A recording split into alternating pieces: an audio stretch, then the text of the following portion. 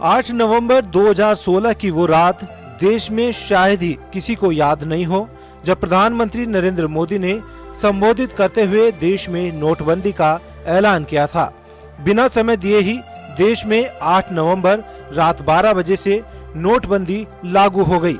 इस ऐलान के बाद पहले देश में सन्नाटा पसरा, तो अगले दिनों से एटीएम और बैंकों के बाहर कतारें लगनी शुरू हो गई। नोटबंदी को लेकर केंद्र सरकार का मकसद था काले धन को खत्म करना, भविष्य में काला धन जमा न हो, कैशलेस में कदम बढ़ाना, नकली नोटों को खत्म करना और आतंकियों और नक्सलियों की कमर तोड़ना। बहनों और भाइयों, देश को भ्रष्टाचार और काले धन रूपी दिमक से मुक्त कराने के लिए एक और सख्त कदम उठाना जरूरी हो गया है। आज मध्यरात्रि यानी 8 नवंबर 2016 की रात्रि को 12 बजे से वर्तमान में जारी 500 रुपए और 1000 रुपए के करेंसी नोट लीगल टेंडर नहीं रहेंगे। ये मुद्राएं कानूनन अमान्य होगी।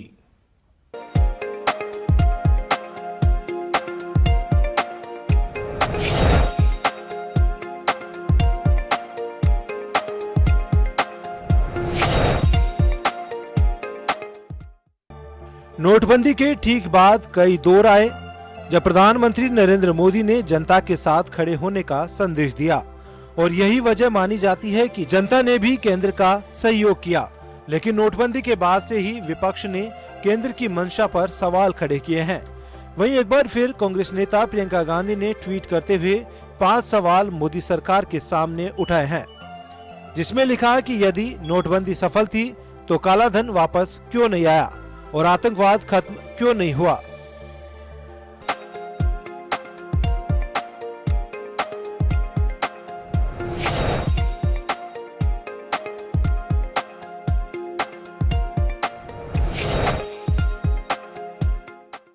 नोटबंदी के बाद से विपक्षी पार्टियों ने लगातार केंद्र के इस कदम की आलोचना की, तो उधर पूर्व प्रधानमंत्री से लेकर अर्थशास्त्रियों और विशेषज्ञों के भी इस पर अलग अलग मत देखने को मिले। हालांकि नोटबंदी के बाद केंद्र सरकार को अपने मकसद में कितनी सफलता मिली, ये आंकड़ों में छिपा हुआ है। जन टीवी के लिए अनिल सैन की रिपोर्ट।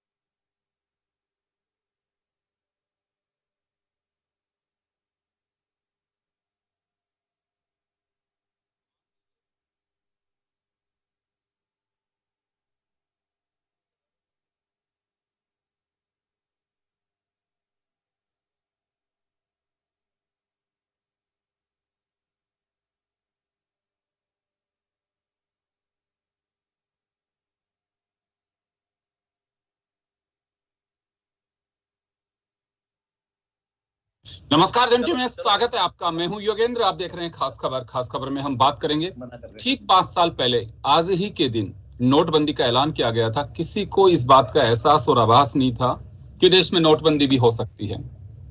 बड़ी करेंसी चलन से बाहर कर दी गई और लोगों के सामने सवाल ये हुआ कि इस पैसे का होगा क्या। सरकार ने वक्त दिया, पैसे जमा भी हुए और मोदी सरकार के सामने जो था वो ये था कि टेररिज्म यानी कि टेरर फंडिंग उसको रोका जाएगा, ब्लैक मनी आउट होगी, करप्शन रुकेगा। बहुत सारी चीजें ऐसी थी जिनको लेकर के चर्चा की गई थी, क्योंकि सरकार का उद्देश्य था कि आप ऑनलाइन बैंकिंग पे जाएं, करेंसी को कम करना था। आप अपने कार्ड का उपयोग कर सकते हैं, जैसे कि जनरली अब्रॉड में ऐसा देखा जाता है, यूरोपियन कंट्रीज, यूएसए, वहां अक्सर यही देखा जाता है।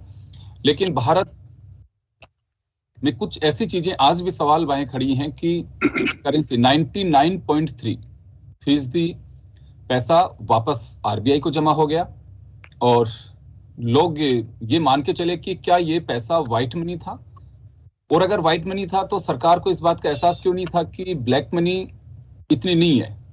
तो चलिए हम कुछ चर्चा है जो नॉन पॉलिटिकल, हमारे साथ पैनल हमारा जुड़ा रहा है। पूर्व बैंकर और एसबीआई के सीजीएम रहे विजय रंजन साहब हमारे साथ में जुड़े हुए हैं दिल्ली से, और जयपुर से राजस्थान 40 के कार्यकारी अध्यक्ष अरुण अग्रवाल जी हमारे साथ हैं। जन टीवी के editor in chief SK Surana ji हमारे साथ जुड़ रहे हैं। सभी का स्वागत है।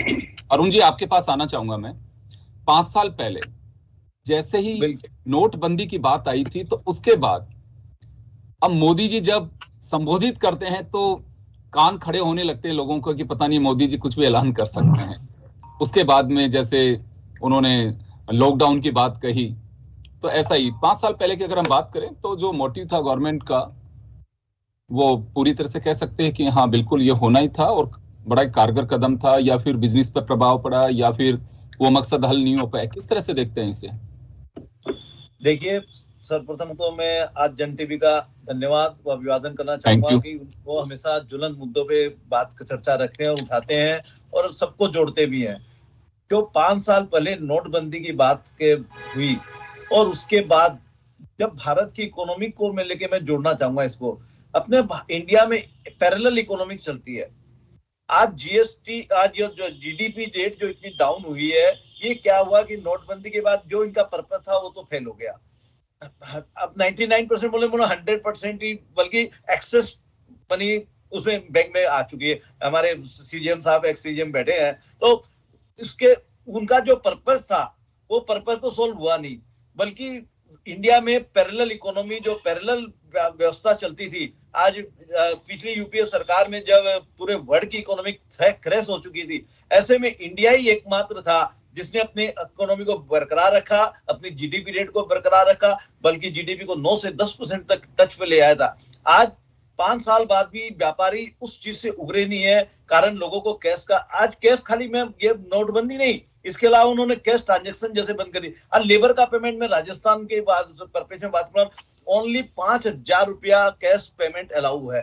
5,000 रुपया में लेबर जो अपने बिहार या यूपी या जहां से आके हमारे फैक्ट्रियों में काम करते हैं, तो 5,000 रुपया में घर का किराया देंगे कि राशन खरीदेंगे कि, इसका उठा के हमने कई बार इसको सेंट्रल गवर्नमेंट में भी बात उठाई है और यहाँ भी बात उठाते हैं बराबर हर मंच पे, लेकिन वो आज 5,000 रुपया से आगे नहीं बढ़ पाया। ऐसे में कैश ट्रांजैक्शन जो इनका था कि चलो भी वो तो उनको सक्सेस नहीं हुए नोटबंदी में, तो लेकिन उसको फिर वो डिजिटलाइजेशन एक अच्छा कदम है निश्चित रूप से।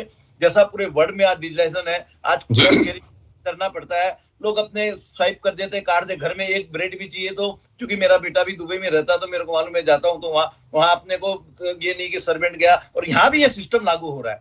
इंडिया में भी ये सिस्टम धीरे धीरे, आज छोटे से छोटे दुकानदार भी जो मोहल्ले में है वो भी अब होम डिलीवरी करने के लिए तैयार हो गए, होम डिलीवरी करते हैं और अपना लाके कार्ड स्वीप कर देते हैं।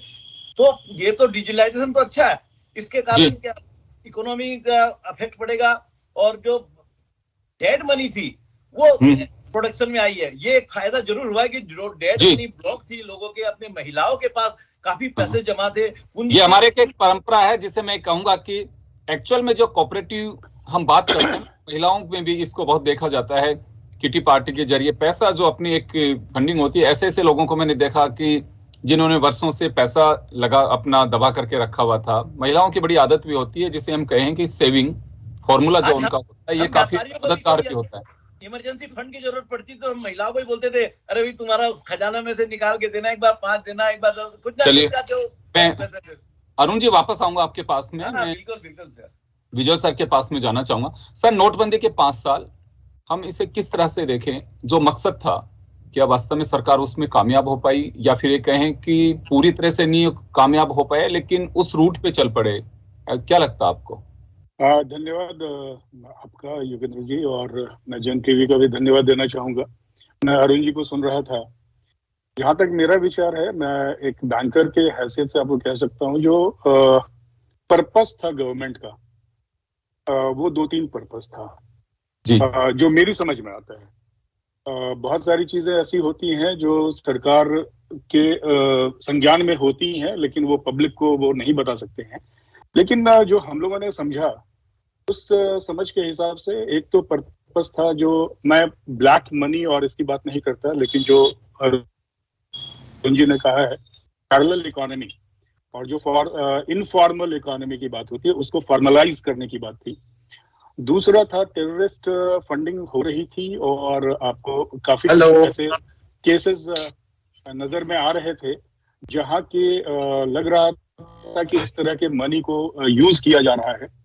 और थर्ड जो सबसे इम्पोर्टेंट था, चूंकि मैं 2016 में 16 तक अगस्त तक मैं कैलकाटा में था पदस्थापित, और वहां हम लोग जो सबसे ज्यादा इशू फेस करते थे वह थे काउंटरफीट नोट्स का। और काउंटरफीट नोट्स का सर्कुलेशन काफी बढ़ गया था। अगर आप 2016 का डाटा देखेंगे तो 15-16 में लगभग 6.5 लाख पीसेस आरबीआई ने रिपोर्ट किए थे काउंटरफीट नोट्स, और जो अनरिपोर्टेड होते हैं वो उससे भी ज्यादा होंगे। और जो मैक्सिमम काउंटरफीट नोट्स थे वो 1000 और 500 में थे, जिसकी वजह से मुझे लगता है कि सरकार ने ये कदम उठाए थे। और अगर आप इसको एक दृष्टिकोण से देखें, पैसा बैंकिंग चैनल में आना, इनफॉर्मल मनी अगर फॉर्मलाइज हो जाए, बैंकिंग चैनल में आ गई, तो मेरे ख्याल से सरकार का उद्देश्य सफल हो गया जी। आप अगर आगे देखेंगे तो लगभग 18 लाख ऐसे अकाउंट पाए गए इनकम टैक्स विभाग के द्वारा, जिनमें की money I, unaccounted money I, और उनको नोटिस दिए गए। और 3 लाख लोगों ने लगभग बाद में सब्सिक्वेंटली रिटर्न भी फाइल किए। तो इनकम टैक्स रिटर्न जो फाइल करने वाले लोग थे, उनकी संख्या बढ़ी। 6,500-7 हजार करोड़ का टैक्स कलेक्शन उनसे हुआ सरकार का। और इस दृष्टिकोण से अगर आप देखिएगा तो जो मनी घर में रखा हुआ था, जैसे अरुण जी और आपने भी कहा कि महिलाओं के पास था जिसपे कोई इंटरेस्ट नहीं मिलता था, खाता खुले उनको, उनके वो फॉर्मल चैनल में आ गए, उस पैसे की रिसाइकलिंग शुरू हो गई और इकोनॉमी को उससे हेल्प मिलता है। अगर आपका पैसा आइडल पड़ा हुआ है तो फिर वो किसी काम का नहीं है। तो मेरे ख्याल से सरकार का जो उद्देश्य था वो सफल हुआ है। और अगर इकोनॉमी की बात अभी हम करें तो ये अनफॉर्चुनेट रहा कि 2 साल कोविड की वजह से काफी कुछ डिस्टर्ब हुआ, और आप उस इम्पैक्ट को पूरी तरह से आप नजर में नहीं ले सकते कि उसका इम्पैक्ट क्या होता, क्योंकि कोविड ने उसको एडवर्सली इम्पैक्ट कर दिया। बावजूद उसके जिस तरह की इकोनॉमी ग्रो कर रही है, जिस तरह से सस्टेन किया है कंट्री ने, जिस तरह के पैकेजेस अनाउंस किए गए, मेरे ख्याल से ये जो उद्देश्य था वो सफल हुआ है। और एक और चीज कह दूं मैं कि डाटा अगर आप देखेंगे 2000 के नोट में फेक नोट्स आपको नहीं मिलेंगे। 19-20 में लगभग 2.5 लाख पीसेस आपको काउंटरफीट नोट्स के आए थे, और उसमें भी मैक्सिमम 100 के, जो 100 का नोट डिमोनेटाइजेशन में नहीं कवर हुआ था। तो जो नए नोट्स प्रिंट हो रहे हैं उसमें फेक नोट्स नहीं है, सिक्योरिटी फीचर्स काफी स्ट्रांग है। तो गवर्नमेंट को जो एक रिस्क था कि आपका काउंटरफीट नोट्स को कंट्री के भीतर पुश करके आपकी इकोनॉमी को ऑफ ट्रैक करने का उद्देश्य हो सकता है एनिमी एलिमेंट्स का, वो भी सफल हुआ है। तो मैं तो इसे एक सक्सेसफुल कदम मानता हूं। जी बिल्कुल। एस.के. सुराना साहब जुड़ गए हमारे साथ, जन टीवी के एडिटर इन चीफ। सर, 5 साल कंप्लीट कर चुके हैं नोटबंदी के, और 2 बातें निकल करके आ रही हैं।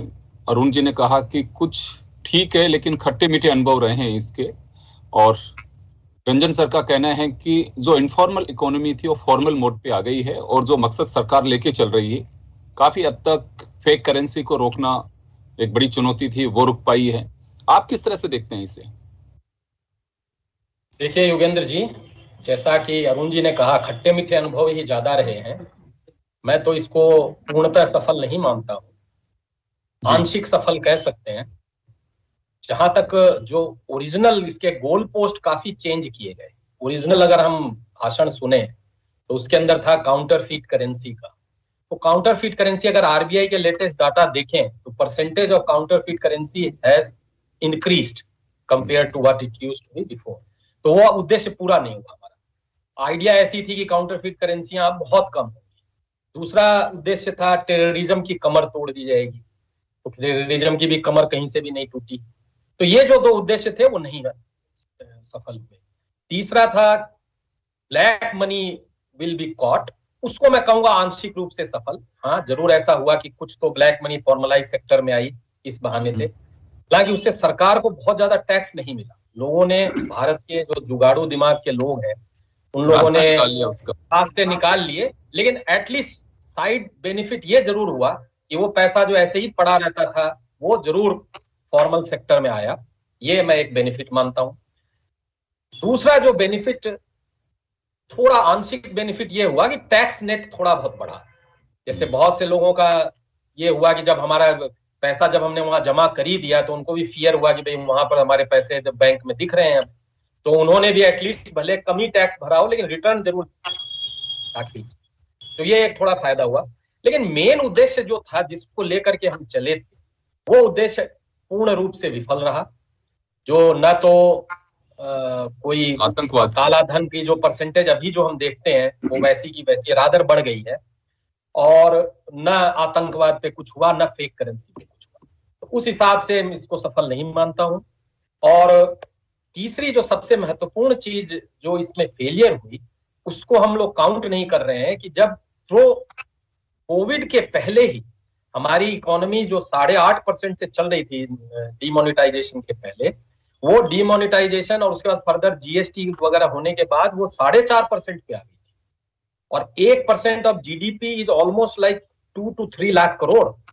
उतनी इकोनॉमी में डाउन होना, जबकि कोविड तब तक आया नहीं था, तो उसका भी तो दंड किसी न किसी को भोगना पड़ेगा, उसकी जिम्मेदारी लेनी पड़ेगी कि आपने अचीव क्या किया, इकोनॉमी को इतना ठंडा किया।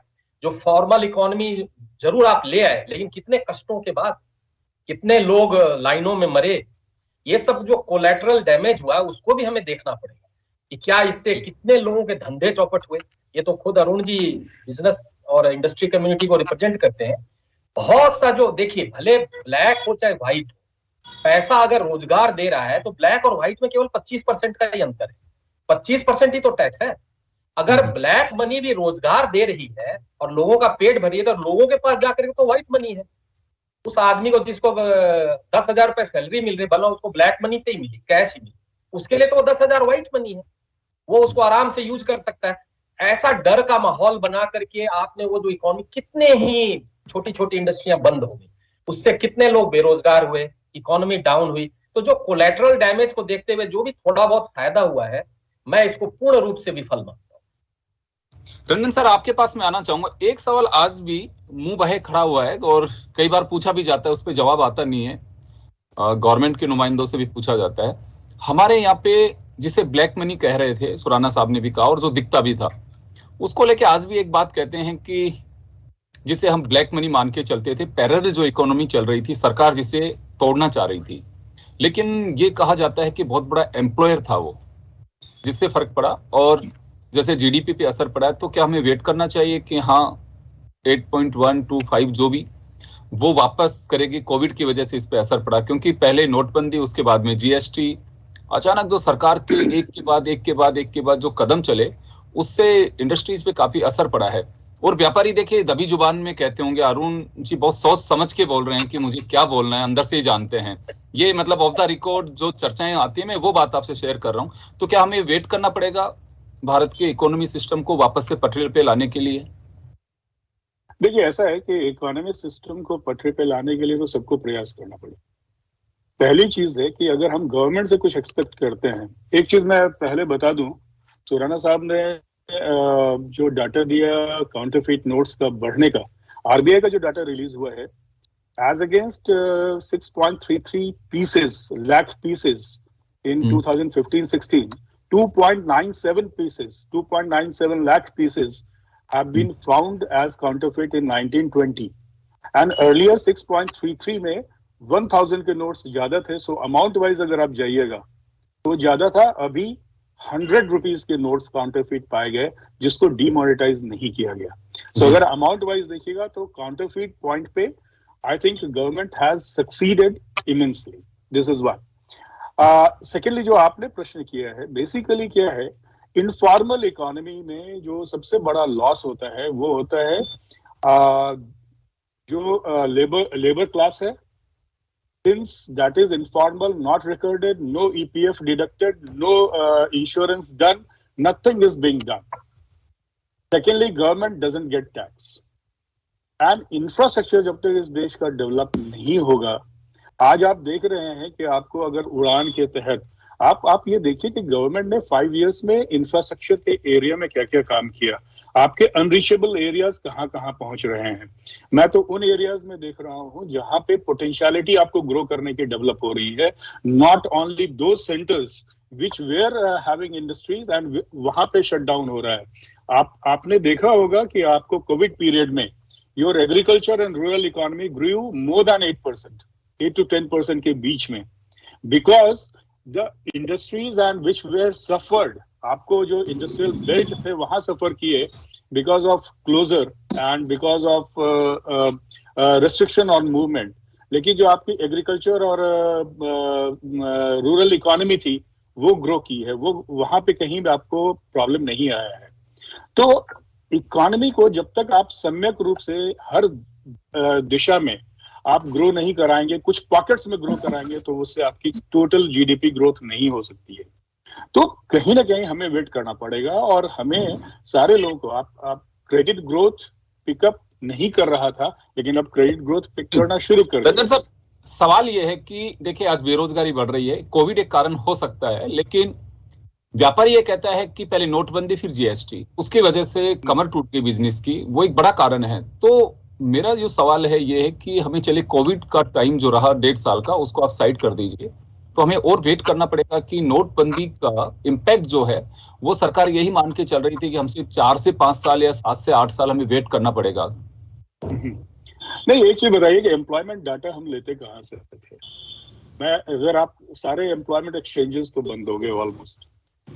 अगर आप ईपीएफओ के सब्सक्रिप्शन का डाटा देखिए तब आपको पता चलेगा कि कितने कंट्रीब्यूशन आ रहे थे पहले और अभी कितने कंट्रीब्यूशन आ रहे हैं. ठीक है. दूसरी चीज है कि एम्प्लॉयमेंट जनरेशन कहाँ होता है, लार्ज इंडस्ट्रीज में होता था, और आपकी कुछ लार्ज इंडस्ट्रीज जो बंद हुई हैं वो कोविड और डिमोनेटाइजेशन की वजह से नहीं बंद हुई हैं. आप जितनी भी इंडस्ट्रीज आपकी क्लोजर हुई या एनसीएलटी में जा रही हैं या जो कुछ भी हुई हैं, वो because of certain factors over the period, ठीक है, 2008 के बाद से ही, तो उसकी वजह से जब लार्ज इंडस्ट्री बंद हुई तो आपको एम्प्लॉयमेंट का भी इशू खड़ा हुआ है. ठीक है. लेकिन अदर अपॉर्चुनिटीज आपकी खुल रही हैं, स्टार्टअप्स आ रहे हैं, आपको इनोवेशंस हो रहे हैं. मेरा एक प्रश्न अरुण जी से होगा. हाँ बिल्कुल, वही मेरा अरुण जी से सवाल है. देखिए अरुण जी से मेरा एक प्रश्न होगा कि सच्ची बताएं कि आपके विकिया इंडस्ट्रियल एरिया में कितनी फैक्ट्रियां बंद हुई डिमोनेटाइज और कितने लोग बेरोजगार हैं. हाँ, क्योंकि आप फोर्टी के कार्यकारी अध्यक्ष हैं, आप बताइए अरुण जी वास्तव में क्या है पोजीशन. वास्तव में देखिए, विकिया इंडस्ट्रियल एरिया सबसे बड़ा राजस्थान का एमएसएमई का इंडस्ट्रियल हब है, और वहां पर 30% से 40% फैक्ट्रियां बंद हो चुकी है इस बहुत बड़ी बात जीएसटी के बाद. और फिर ये कोविड तो चलिए एक अलग फैक्टर आ गए, तो ऐसी महामारी आ गई पूरे वर्ल्ड में फैली, लेकिन नोटबंदी से चालू हुआ जो बंद होने धीरे धीरे, वो आज 30 से 40% फैक्ट्रियां, आज के दिन में बताऊं 25 से 30% फैक्ट्री बिकाऊ है. विश्वकर्मा में रनिंग फैक्ट्रियां, आज भी सवेरे मेरे को एक जना बोला भाई साहब वो फैक्ट्री बिक गई, वो फैक्ट्री बिक गई. तो ये फैक्ट्री बिकने का कारण यही है कि लोगों के धंधे रोजगार बंद हो गए, लोगों के चेन टूट गई, सप्लाई चेन टूट गई, सप्लाई चेन तो टूटी कोविड के कारण. लेकिन उसके बाद जो नोटबंदी से शुरुआत जो हुई इकोनॉमिक रिसेशन आने का, वो अभी तक रिकवर होने का, रिवाइव होने का नाम नहीं ले रहा है। तो मैं तो स्वरानंद जी की बात से 100% समर्थन करूंगा। और रंजन साहब की बात एक अच्छी लगी, और टेररिस्ट वाला जो पॉइंट था, लेकिन वो क्या है, वो किसी को दिखते नहीं है, क्योंकि हम आम जनता को तुमको मालूम नहीं है। लेकिन कितना टेररिस्ट सक्सेस हुए उसका डाटा आप रोज देख रहे हैं। आज भी कश्मीर में 370 भी हट गया, 35 से भी हट गया, उसके बाद भी आज टेररिस्ट की कोई संख्या कमी नहीं है, बल्कि और ज्यादा बढ़ रहे हैं। तो ऐसे में तो मैं तो जन टीवी के, चूंकि समय मेरे को में कंक्लूड करेंगे अब योगेंद्र जी, तो जन टीवी के मार्फत में ये अनुरोध करना चाहूंगा सरकार से, विशेषकर केंद्र सरकार से, कि किसी भी देश की उन्नति उसके व्यापार, उद्योग और इकोनॉमिक्स पर डिपेंड करती है। तो जैसा अभी उन्होंने पेट्रोल डीजल का स्वागत योग्य कदम किया, केंद्र सरकार ने 10 रुपया और 5 रुपया घटाया, उससे निश्चित रूप से एक बिजनेस में एक नई जान, एक स्फूर्ति आई है। तो ये अनुरोध करूंगा, कोई व्यापार बजाय और चीजों को, ठीक है इंफ्रास्ट्रक्चर जो रंजन साहब, लेकिन रोज इंक्रीज जो करते हैं 35, 37 दिखते बहुत छोटा सा है, लेकिन एक चलते 10 दिन के अंदर 370 रुपए होते हैं फिर वो। नहीं, यहाँ की स्टेट गवर्नमेंट को भी कम करना चाहिए। पंजाब में जैसे कम किया, हाँ, गहलोत साहब को भी कम करना चाहिए। मूल भावना जो जीएसटी का था, वन नेशन वन टैक्स का, वो आज तक लागू नहीं हुआ। चलिए, मेरा एक सवाल सुराना साहब से होगा, समय कम है सर। मैं एक बात जानना चाहूंगा, ये बड़ी कंट्रोवर्शियल स्टेटमेंट्स होते हैं, गवर्नमेंट की तरफ से भी आते हैं। आंकड़े कहीं ऐसे तो नहीं है कि बड़े मैनेज करके किए जा रहे हो, क्योंकि एक्चुअल पोजीशन जो है इंडस्ट्रीज में साफ दिखाई देती है। लोग रोजगार मांगते हैं, 50,000 की सैलरी वाले 20,000 पे कंप्रोमाइज कर रहे हैं। तो कोई तो वजह है कि जिसकी वजह से, चलिए कोविड का पार्ट हम 15 महीने 17 महीने का मान के चलते हैं, लेकिन जीएसटी के बाद में ये बड़ी स्थितियां चल रही हैं। तो आंकड़ों पे देखें तो आंकड़ों में तो बड़ा हम देखें कि हाँ इंडस्ट्री चल रही है बहुत, आंकड़ों में भी अब नहीं छुपा पा रहे हैं। इवन सरकारी आंकड़े जो है, आरबीआई के आंकड़े हैं, या इंडस्ट्री या एम्प्लॉयमेंट के आंकड़े हैं, पीएफ के आंकड़े हैं, वो सब में भी हालत खराब ही है। आप कितना छुपाएंगे?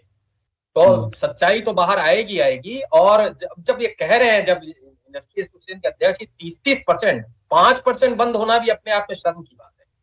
30% बंद होना तो किसी भी सरकार के लिए शर्म की बात है। और उस पर ध्यान नहीं देकर के कुतर्क करने से तो चीजें होंगी नहीं। जो रियल में दिख रही है, सामने तकलीफ दिख रही है, उसको आप कुछ कीजिए और उस पर ध्यान दीजिए, रादर देन उसको इधर उधर से ढकने से नहीं होगा। इससे बहुत बड़ा डैमेज हुआ है। फायदे हुए हैं, लेकिन फायदे से नुकसान बहुत ज्यादा हुआ है।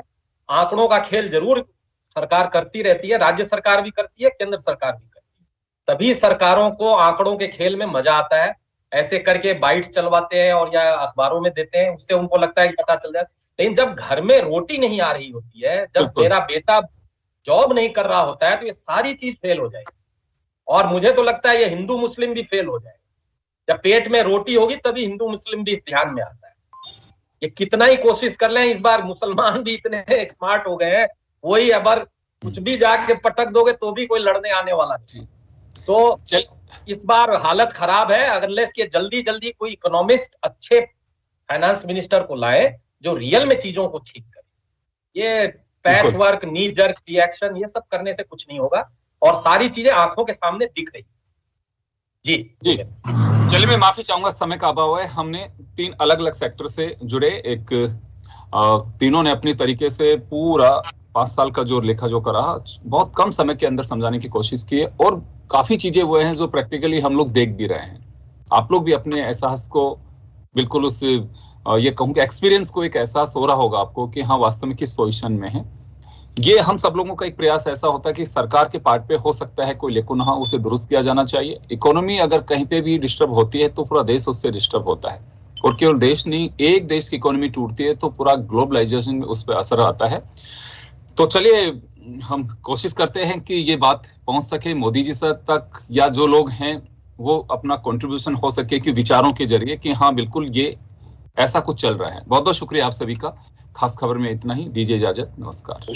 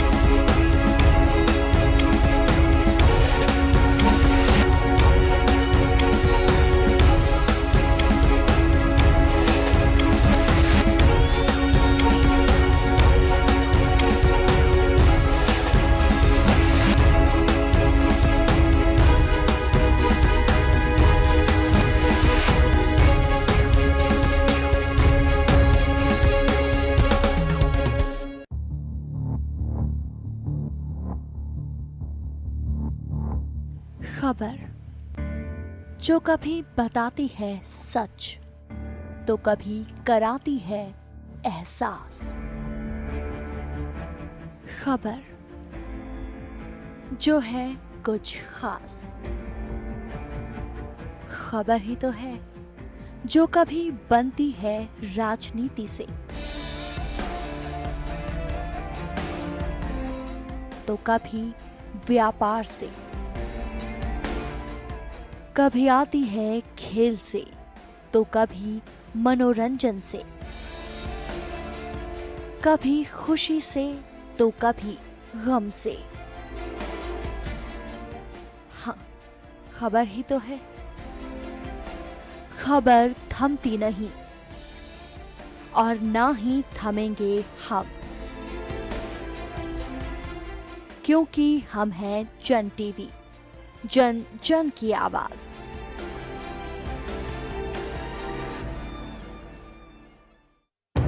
जिंदगी का हर पहलू दिखाता है जन टीवी।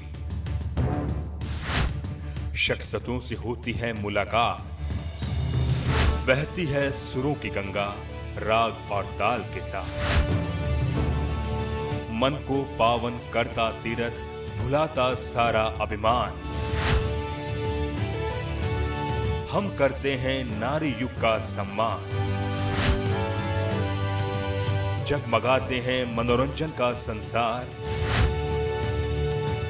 लगाते हैं यादों का अंबार। खेलों से बढ़ जाती है मन की रफ्तार, हम हैं आपके दिल की।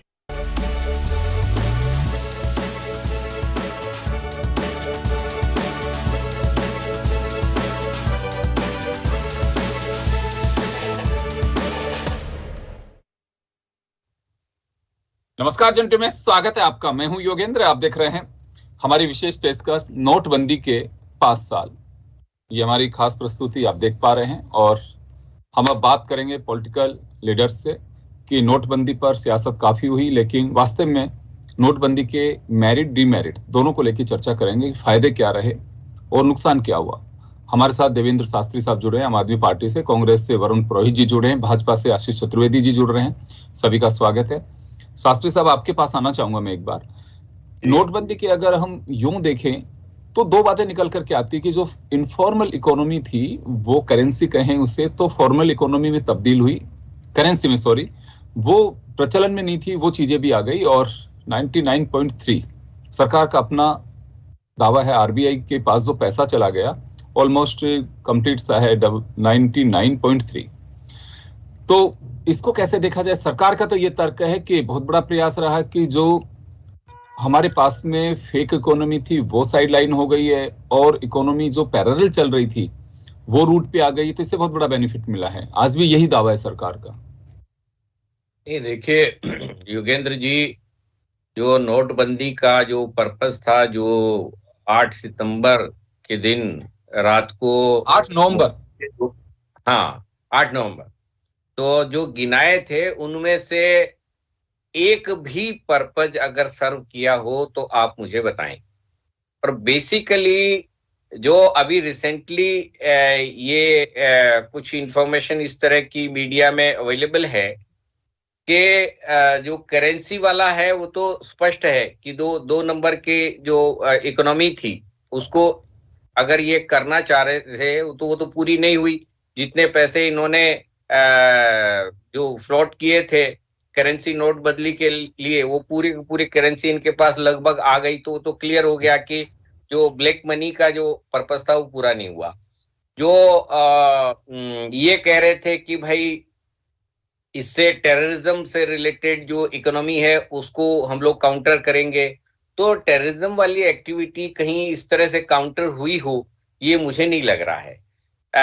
दूसरा जो आरबीआई का जो पर्पस था कि भाई बड़ी करेंसी को बंद करके हम छोटी करेंसी देंगे और बड़ी करेंसी में जो ब्लैक मनी पार्क की जाती है उसको कंट्रोल करेंगे, लेकिन असल में सरकार ने इसके एकदम उलट किया कि 1000 के नोट बंद किए, 2000 के चला दिए। तो वो देखिए, जो सरकार ने जिस पर्पस से और जिस इंटेंशन से घोषणा की थी एकदम उलट उसका एक्शन हुआ और जिसका परिणाम हम देख रहे हैं। कितने लोग लाइनों में लग करके मारे गए और उसके बाद देश की जो इकोनॉमिक पोजीशन हुई है वो हम सबके सामने है। इसकी वजह से आप ये सबसे बड़ा जो नुकसान हुआ है वो ये हुआ है कि हमारी बैंकिंग सिस्टम पर आम आदमी का विश्वास उठ गया है। अब और रिजर्व बैंक के को जिस तरह से चलाया जा रहा है उससे भी कहीं भी आज एक औसत खातेदारी को ये विश्वास नहीं होता है कि उसका पैसा जो बैंक में रखा हुआ है वो अगले किस क्षण वो खतरे में आ जाएगा, ये उसको डर सताता रहता है। तो नोटबंदी का जो पर्पस था वो कहीं से एक भी पूरा नहीं हुआ और जो सरकार को जो कदम उठाने चाहिए थे वो उठाए नहीं गए। ये सारा का सारा जो एक्शन था वो बहुत ही वेग और नॉन इकोनॉमिक एक्सपर्ट्स की तरफ से किया गया साबित हुआ और उसके खामियाजा हम लोग आज तक भुगत रहे। वरुण जी, आपके पास आना चाहूंगा मैं। जी चलिए, कोई भी शुरुआत होती है उसमें लेकुनाज हो सकते हैं, इसे खारिज नहीं कर सकते, बीजेपी भी नहीं कर रही है।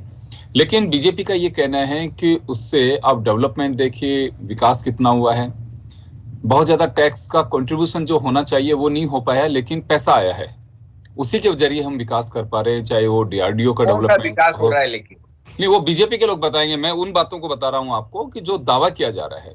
जी वरुण जी। देखिए योगेंद्र जी, आज नोटबंदी का 5वीं बरसी है, धोखा दिवस कहलाएगा ये। इन्होंने देश की जनता के साथ धोखा किया, लोकतंत्र को मूर्ख तंत्र बनाने का इनका पूरा प्रयास था। मैं शास्त्री भाई साहब की इन बातों से सहमत नहीं हूं कि इनका उद्देश्य क्या था। कि इनका उद्देश्य यही था कि आम आदमी के जो घर में मिडिल क्लास के पैसा पड़ा है बैंकों में, महिलाओं के माताओं का जो स्त्री धन पड़ा है वो निकाल लो, ईस्ट इंडिया कंपनी की जैसे बैंकों में डाल लो और खा जाओ। आप मुझे बताइए कौन सा वीआईपी, कौन सा नेता लाइनों में लगा? आम आदमी मिडिल क्लास छोटे छोटे बच्चों को लेकर के महिलाएं बैंकों की लाइन में लगी खुद का पैसा लेने के लिए, उनकी सुबह सुबह 5 बजे लाइनों में लग गई। क्या हालत की इन्होंने? ऐसा मूर्ख तंत्र आपने देखा देश में? अगर इनका उद्देश्य अच्छा होता तो पहले 1000 का नोट बंद कर देते, जिसका वैलिड नोट होता वो बैंक में जमा करा था, दूसरा नया नोट ले जाता। 2000 का नोट क्यों लाते? 2000 का नोट इसलिए लाए कि जो 2 नंबरी है, 2 नंबरी बता रहा हूं बार बार, 2 नंबरियों ने नोट भर लिए। इन्होंने 2000 का नोट उसके बाद छापना बंद कर दिया। आम जनता के पास 2000 का नोट नहीं आता है नया। और आप मुझे बताइए कौन सा उद्देश्य था जो ढोलक बजा रहे थे टीवी पर 8 तारीख को शाम को? भ्रष्टाचार, नक्सलवाद, ये सब बंद हुआ क्या? 1% बंद नहीं हुआ। इनका सारा उद्देश्य इन्होंने पूर्ति कर ली, सारा पैसा खुद अपनी जेब में ले गए, अपने पूरी बिल्डिंगे बनाई इन्होंने, बीजेपी के दफ्तर, जगह जगह इनका प्रचार प्रसार देख लो बीजेपी का। पूरे देश में चुनाव अरबों रुपया खर्च कर रहे हैं। नोटबंदी खून, जनता के खून के आंसू रोए, लाइन में लग के लोगों की मृत्यु हो गई, उसकी बात नहीं कर रहा। आप उसमें श्रद्धांजलि देनी चाहिए। आज बीजेपी की बरसी मानता हूं मैं। लाल कृष्ण आडवाणी जी के जन्मदिन के ऊपर कितने सरकास्टिक चीज करी इन्होंने, उनके जन्मदिन के ऊपर नोटबंदी करी, जनता को रुलाया। आडवाणी जी की एक गलत डिसीजन को पूरा देश भुगत रहा है आज। मैं तो एक बात जानना चाह रहा हूँ आपसे, आप आरोप लगा रहे हो, आरोप नहीं लगा रहा हूं, आम जनता की बात कर रहा हूं। कैश क्रंच हो गया, कैश का रोटेशन खत्म हो गया। हिंदुस्तान की जो इकोनॉमी थी वो कैश पे चलती थी। आज मुझे बताइए गांव में आप सब्जी लोगे 50 रुपए की, डिजिटल पेमेंट करोगे, डिजिटल पेमेंट का किसके पास है सारा कंट्रोल? विदेशियों के पास। आप देखिए और बैंक की बात, आज जो चल रहा है सारे व्हाट्सएप पे, सारे सोशल मीडिया पे, चाइनीज कंपनी से प्रमोटेड पेटीएम का सबसे बड़ा आईपीओ है आज के दिन। इससे ज्यादा जनता की आत्मा को क्या कुचलेंगे? आम आदमी मिडिल क्लास का खून निकाल लिया इन लोगों ने, तेल तो निकाल ही रहे हर तरह से। और आप इसको कह रहे हो कि उद्देश्य अच्छा था। इनका उद्देश्य खराब था। इनकी जो मंशा थी वो देश को परेशान करने की थी। आप देख लीजिए, रीढ़ की हड्डी अगर आप तोड़ दोगे उसके बाद कोई आदमी खड़ा हो सकता है क्या दोबारा? इन्होंने रीढ़ की हड्डी तोड़ी है नोटबंदी से देश की। देखिए, मैं एक बात जानना चाहूंगा, आपने कहा कि बीजेपी के दफ्तर बना दिए गए, बीजेपी के ऑफिसेज बना दिए गए, लेकिन वो पैसा कोई पैरेलल इकोनॉमी तो इन्होंने तैयार की नहीं होगी। वो पैसा जो रूटीन में था उसी पैसे से बने होंगे ना, तो ये हम कैसे कह सकते हैं कि पैसा भारतीय जनता पार्टी के पास कंपनियों को डरा के लिया, नाम इन्होंने इलेक्ट्रल बॉन्ड का ले लिया। आप भी जानते हो राजनीति में 1 करोड़ कोई खर्च करता है क्या कैश में? एमएलए का चुनाव 20 लाख दिखाता है, 80 लाख 2 नंबर के ही जाते हैं। वो कहां से आते हैं? आम जनता मिडिल क्लास देती है, धन्ना शेयर देते हैं, जिनको ये बेच रहे हैं देश को, रेल को बेच रहे हैं, LIC को बेच रहे हैं। किस प्रकार से बेचे जा रहे हैं? Profit organisation. वो देश की रीढ़ की हड्डियां इकोनॉमिक्स की। अब आज देश में 2 लेयर सिस्टम चल रहा है। 90% आदमी तो बेचारा भूखा नंगा हो रहा है, 10% एक पूंजीवाद के प्रवर्तक जो है एक प्रचार कर देते हैं, ये आंकड़े आ गए, ये जीएसटी कलेक्शन हो गया, ये इकोनॉमी सुधार हो गया। आप बताइए, आपकी मेरी किसी की यहाँ बैठे जो दावे के साथ कह सकता है कि 5 साल पहले हमारी जो घर की इकोनॉमी थी आज ठीक हो गई? क्या बर्बाद हो गए? बिजली के बिल, पानी के बिल, आप कहते हो राज्य सरकारों के पास तो टैक्सिंग सिस्टम ही खत्म कर दिया, सारा केंद्र के हाथ में रुलाई जा रही है राज्य सरकारों को। जहां बीजेपी की सरकार नहीं है वो सरकारें आरोप लगा रही है जीएसटी का पैसा उनके पास नहीं आ रहा, सारा केंद्रीकरण हो गया टैक्सेशन का। ये सब इकोनॉमिस्ट, ये फर्जी इकोनॉमिक्स चल रही है देश के अंदर आंकड़ों की। आम जनता की कौन सी, आप मुझे बताइए, किसकी इकोनॉमी सुधर गई आम जनता की? मिडिल क्लास तो उल्टी सड़क पर आती जा रही, मिडिल शब्द ही हट गया। कौन सी क्लास में, यही पता नहीं मिडिल क्लास को आज। चलिए, बीजेपी से आशीष चतुर्वेदी साहब हमारे साथ में जुड़ रहे हैं, उनका कोई टेक्निकल इश्यू है, जवाब उन्हीं को देना है, इसी वजह से हमने पॉलिटिकल पैनल भी रखा था। और मैं देवेंद्र, मेरी रिक्वेस्ट है आपसे, इंटरप्ट कर रहा हूं, सॉरी, पूछेगा महेश शाह कहां गया? जो हजारों करोड़ रुपए का लेन देन कर रहा था, कहां गायब हो गया? वो भी क्या गायब हो गया 2000 के नोट के साथ? जैसे 2000 का नोट छापना बंद कर दिया, उसको भी गायब कर दिया। 5-5 साल जनता इंतजार करेगी इनका, इकोनॉमी अच्छी होगी। इनकी तो हो रही है, नए नए सूट सिला रहे हैं, मजा कर रहे हैं, आम जनता रो रही है। राक्षसी मनोवृत्ति की सरकार है। मैं पीछे अटल जी की सरकार के बारे में बात नहीं कर रहा हूं, ये वर्तमान बीजेपी की सरकार जो है पूंजीवाद की प्रवर्तक है, गरीबों का उपहास उड़ा रही है, मिडिल क्लास का खून चूस रही है। मिडिल क्लास समाप्त होगी जब ही पूंजीवाद देश में चलेगा, सोशलिज्म समाप्त हो जाएगा। तो चलिए, बीजेपी से आशीष चतुर्वेदी जी को जुड़ना था, वो नहीं जुड़ पा रहे, क्या है वजह वो तो वही बता सकते हैं, लेकिन हम चलिए कोशिश करेंगे वापस उनसे बात करने की। और अभी मैं रुक करना चाहूंगा देवेंद्र शास्त्री साहब का वापस। देवेंद्र जी, ये चलिए, कुछ इसमें ऐसा भी लग रहा है आपको कि हाँ, इकोनॉमी में कभी भी कोई भी हमारे यहाँ रिफॉर्म्स होती हैं तो उसमें बदलाव होता है, टाइम लगता है, लेकिन उसके रिजल्ट्स आते हैं। तो ये भी एक तरह का रिफॉर्म था, इकोनॉमिक रिफॉर्म कह सकते हैं।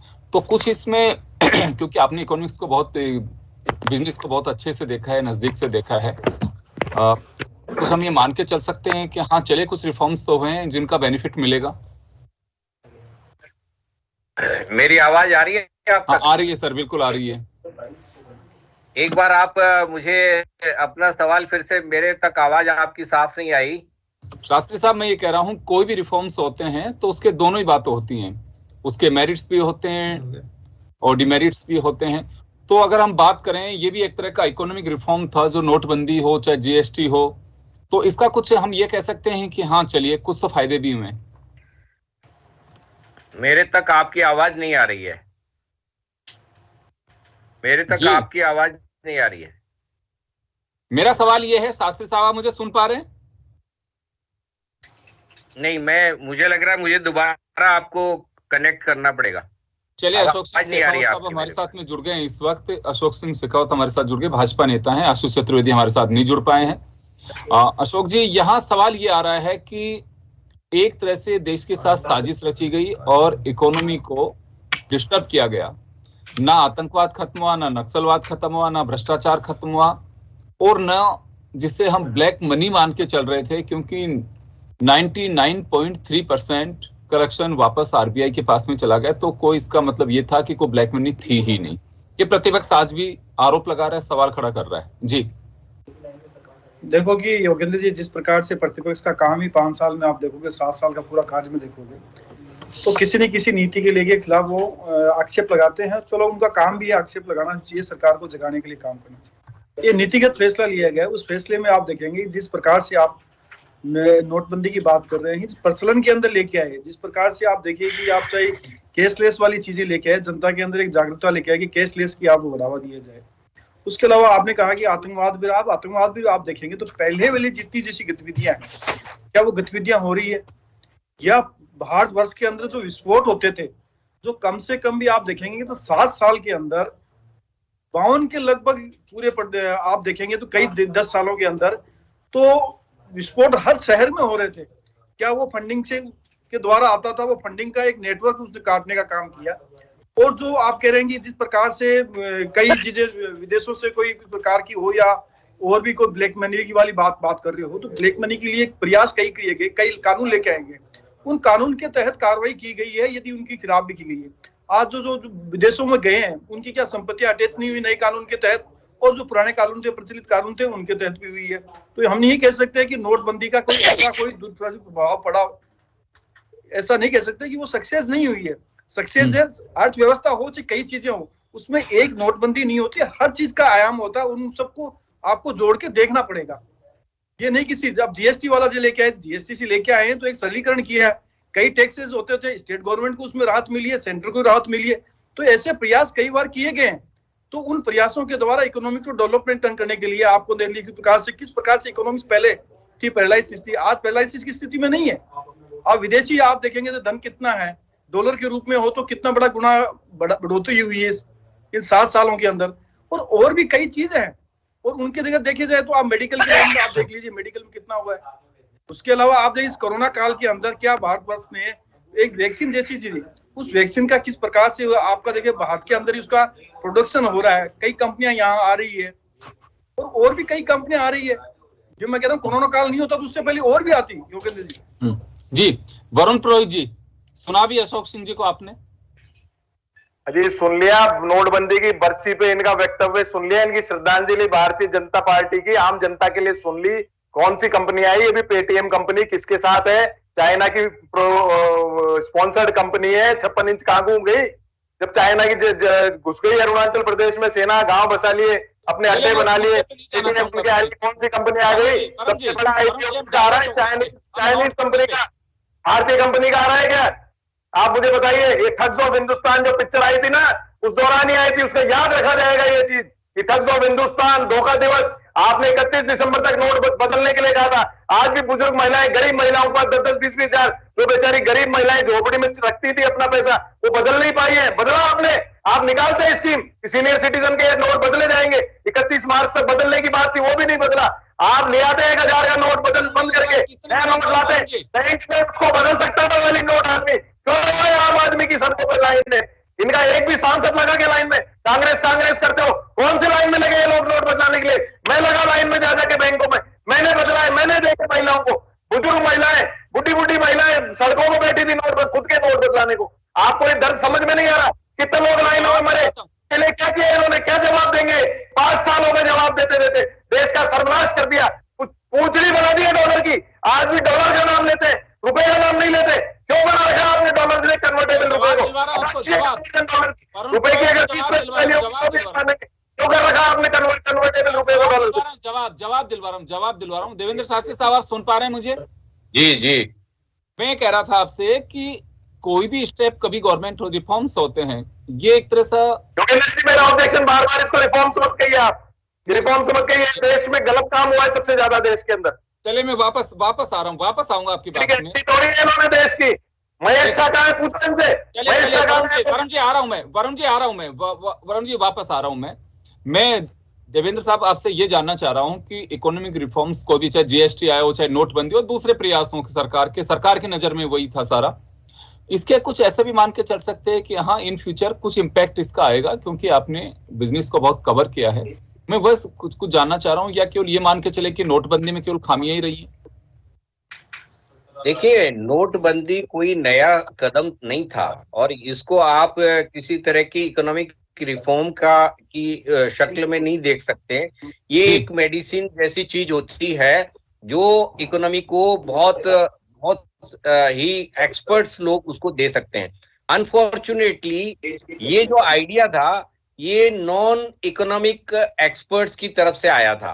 पुणे के कोई एक साधु संत टाइप व्यक्ति हैं जिन्होंने ये आइडिया दिया था, और उसको इन्होंने ये मान लिया कि ये देश की इकोनॉमी के लिए रामबाण है, इससे सारी समस्याओं का समाधान हो जाएगा। पॉलिटिकल भी, सोशल भी और क्रिमिनल भी, सारी समस्याओं का समाधान नोटबंदी में ले लिया था सरकार ने। ये इस बात का संकेत है कि हमारी वर्तमान सरकार जो है उसके पास किसी तरह की कोई एक्सपर्टीज नहीं थी जिसने इस कदम को उठाया। ये सेल्फ डिफीटिंग कदम जिसको कहते हैं ना, वो सरकार ने लिया था। इसमें सरकार को एक फायदा हुआ, वो जैसे कि हमारे साथी जो कांग्रेस के साथी कह रहे हैं, वो बात कुछ हद तक ठीक है कि जो बीजेपी या इनसे रिलेटेड जो इंडस्ट्रियलिस्ट थे या जिनके पास 2 नंबर का पैसा था, उसको जरूर इन्होंने वो जो प्रोसेस था उसके बाद 2 साल तक इन्होंने ब्लैक को व्हाइट कन्वर्ट किया है। और ये पूरे की पूरी रिकॉर्ड है कि भारतीय जनता पार्टी और सरकार में बैठे हुए जो बहुत सीनियर लीडर्स थे, मिनिस्टर थे, उन्होंने इकोनॉमी को उस तरह से फायदे के लिहाज से नहीं, व्यक्तिगत लाभ के लिहाज से उसका देवेंद्र साहब से समय कम है। मैं आप लोगों का जवाब भी दिलवाना चाहूंगा। मैं अशोक शेखावत जी से कहूंगा कि अशोक जी, आपने सुना बीजेपी लगातार ये कह रही है कि ये तो एक इकोनॉमिक रिफॉर्म था, ये और जीएसटी। प्रतिपक्ष इसे खारिज कर रहा है कि ये कोई रिफॉर्म था ही नहीं। एक प्रश्न मेरा भी जोड़ दीजिए, जिनके पास एक नंबर के नोट, समय बहुत कम है वरुण जी, एक नंबर बता देंगे क्या? वरुण जी समय कम है, चलिए आपके सवाल का। जी हाँ बिल्कुल, अशोक जी आप जवाब दीजिए।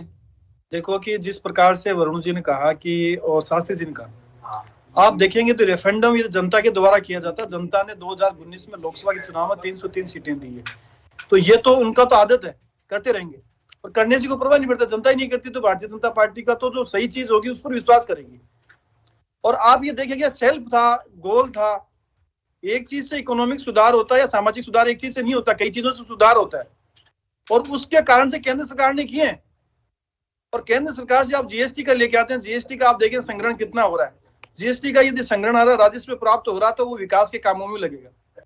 कोरोना का काल के अंदर ये काम में नहीं आया कि आया सारी दुनिया देख रही है, सारी दुनिया टिकट लगा के देख रही है भारत को किस प्रकार से कोरोना के सामने किस प्रकार से किया। भारत में कोई मेडिकल का था क्या? राजस्थान के अंदर पूरे भारत में था नहीं था, लेकिन आप देखो हर चीज के ऊपर मेडिकल पर विदेशों पर निर्भर होते थे। आज हम आत्मनिर्भर की बात कर रहे हैं तो आत्मनिर्भर में मेडिकल के क्षेत्र में बढ़ रहे हैं, तो ये तो पुरोहित जी को दिखेगा नहीं। देख लिया, आप हर चीजों के लिए हम जाते थे, मास्क के लिए हम चाइना के लिए जा रहे थे, अब ये कह रहे थे सब चाइना के लिए। 102 इंडस्ट्रीज आपके भारत में मोबाइल की इंडस्ट्री लगती है, उसके बारे में मोबाइल की बात कर रहे हैं। मोबाइलों की चाइना के बिजनेस पे मैं माफी चाहूंगा, मैं रोकना चाहूंगा, तमाम अतिथियों को रोकना चाहूंगा, समय का अभाव में रोकना चाहूंगा। तो चले, नोटबंदी के खट्टे मीठे अनुभव, प्रतिपक्ष आज भी कह रहा है कि सरकार का बहुत गलत कदम था, जनता को परेशान किया और सरकार इसे एक इकोनॉमिक रिफॉर्म के रूप में देख रही है। चले, बहुत बहुत शुक्रिया आप सभी का। खास खबर में इतना ही, दीजिए इजाजत, नमस्कार।